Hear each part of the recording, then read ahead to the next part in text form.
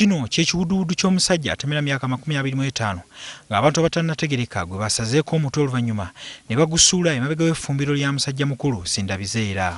Tebakomye ku mutwe gwokka wabula n'engalo bazitemeetemye ate ne bamwambula ng'amannya agamu gabadde gakunkumuse mu kifo kino. Musajja mukulu Sindabizeera abadde alabika ng'atidde nnyo agamba nti afulumye ku ssaawa ng'emu eyo ku makya okwefumbira ekyenkya wabula amaaso agakubye ku mulambo. Kugenda kugulawo kutunula bwati nindawo omulambo nziruka baliraani tewange mujje mulawe wange wano basuddeyo omulambo ningera ne wamulingiza engulu naye ningamba nti banna mujje mulawe wange basuddeyo omulambo. Oluvannyuma poliisi ebuleese embwa mu Kongalusu era esibidde mu maka g'omusamize Peter Bisaso wabula n'abyegaana.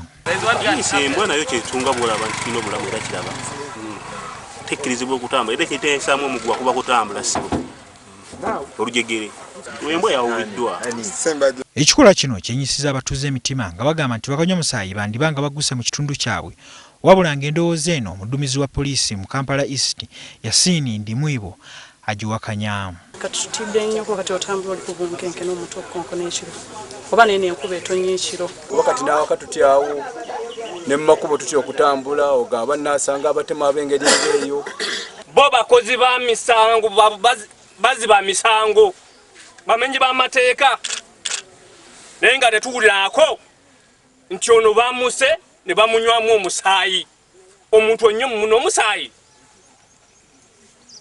so ono propaganda oba ngambo z'abantu.